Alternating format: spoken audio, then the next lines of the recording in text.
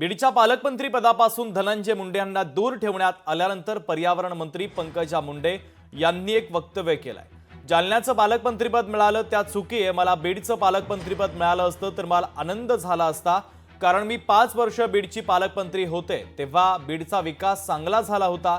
आता जे निर्णय झाले त्याच्याशी असहमती न दर्शवता अधिक जोमानं काम करणार, असं महत्त्वाचं वक्तव्य आता पंकजा मुंडे यांनी केलंय।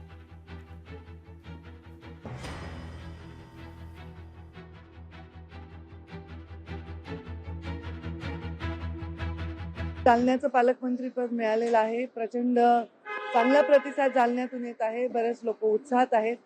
तर मी प्रत्येक वेळी एखादी मिळालेली संधी जी आहे ती संधी एक माझ्यासाठी अनुभव समजून मी घेत असते।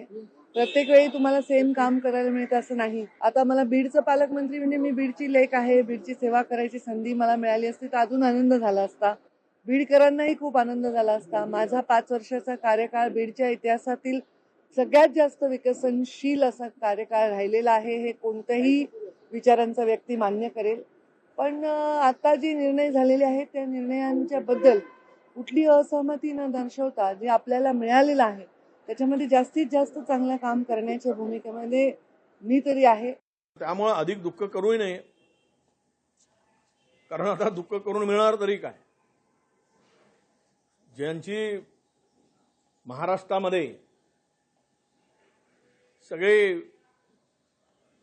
एक ओबीसींची मतं घेऊन सत्तेवर आले, पण ओबीसीच्या नेत्यांना मात्र पद्धतशीरपणे एकेकाला नेतृत्वहीन करायचे प्रयत्न प्रामाणिकपणे भारतीय जनता पक्षाकडून सुरू आहे। दरम्यान मी बीडची लेक असल्याचं पंकजा मुंडे यांनी म्हटलेलं आहे। बीडचं पालकमंत्री पद मिळालं असतं तर बरं झालं असतं, असं महत्त्वाचं विधान पंकजा मुंडे यांनी केलेलं आहे। दरम्यान या संदर्भात शिवसेना उद्धव बाळासाहेब ठाकरे पक्षाच्या उपनेत्या सुषमा अंधारे यांची प्रतिक्रिया समोर आलेली आहे, आपण ऐकूया।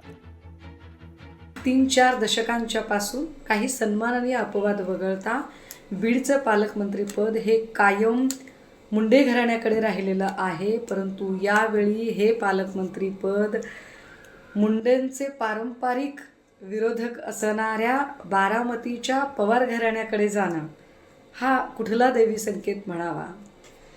असो, आम्ही या निमित्ताने अजितदादांचं अभिनंदन करतो। मी त्यांना व्यक्तिशः शुभेच्छा देते। लोकशाही मराठी ऐका, पहा, जागरूक रहा।